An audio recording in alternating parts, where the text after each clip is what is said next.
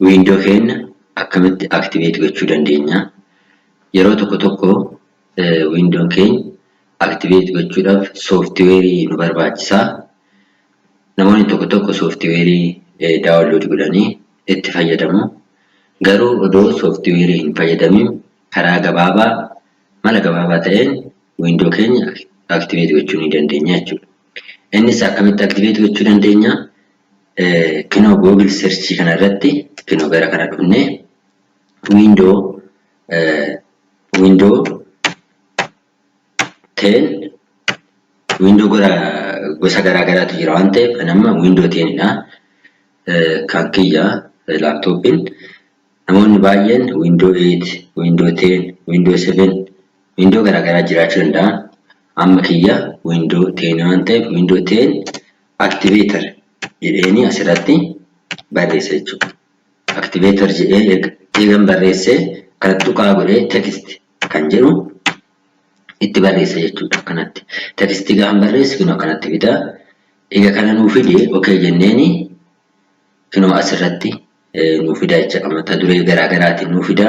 Eega kana nuu fide booda kinoo gama kanarra dhufnee kinoo window activator Windows activation text at master kan jettu kana tuqanna jechuudha akkanatti. Eega tuqanne booda bifa textiitiin nuu fida jechuudha.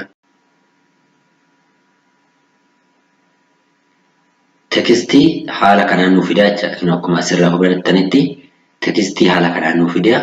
Maaliif software nu barbaachisa jechuudha. Software download gochuun nu barbaachisu akkanatti textii kana nuu fida. Eega textii kana nuu fide booda textii kana select goona jechuudha guutuusaa. Hamma asitti select goone eega select goone booda asitti copy goona jechuudha.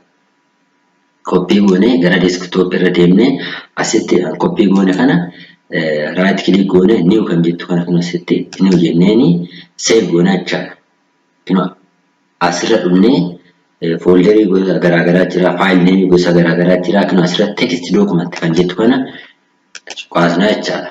Egaa bananne booda asirratti banannee jirra jechuudha. Mana maqaa folderii new text kan jettu kan hin bannaa jechuudha akkanatti. Egaa banne booda asitti paste goona jechuudha. Kan achi select goone san. Booda asirratti faayilii kanarra dhufnee save jennaan jechuudha. Save as jettu dhufti. Inoo save as jennaani. Save as eega jenneen booda asirratti new text document jedha. New text document kan jedhu kan ammoo maqaa isaa jijjiirraa jechuudha. Maqaa isaa akkamitti save goona? Window tuqaa goone cmd command jechuudha. Akkanatti save godhanna jechuudha. Inoo asitti faayilii keenya kun save nu ta'e.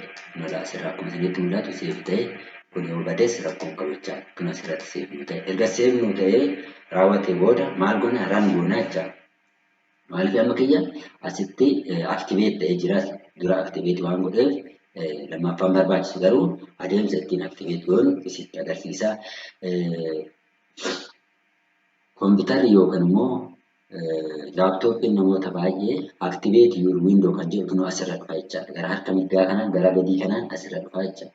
Kanaafuu asirra dhufee asitti agarsiisa. Erga kana save godhannee xumurre booda ammas right click goone run as an administrator kan jedhu kana xunna jechuudha. Inoo kanatti yes or no jedheen jechuudha. Run godhii jechuudha. Yes jennaani. Erga sanii bifa kanaan nu fidee jira. Amma window 10 activation jechaa jira. Activate gochaa jira jechaadha. Internally activate gochaa jira.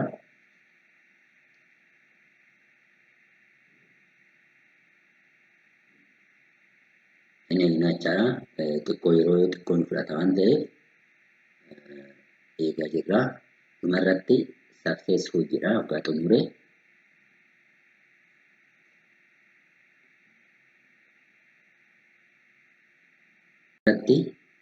Akkanatti haala kanaan product activated successful jedha. Erga akkasuma jedhee xumuree booda gama kanarra dhufnee no yookaan immoo yes jedhee jira. Restart your PC now jedha. Yoo barbaadde qubee y yookaan qubee yaa tuqxaa. Yoo barbaadde immoo qubee naa tuqxaa. Haala kanaan window keenya otoo software hin fayyadamin textii qofa fayyadamnee activate. Isinis kana hubattanii windoo keessan activate gootan abdiin qaba. Yeroo biraa wanta haaraa wanta kana adda ta'e qabadheen isinii dhiyaadhaa. Share, comment gochuun dagatinaa.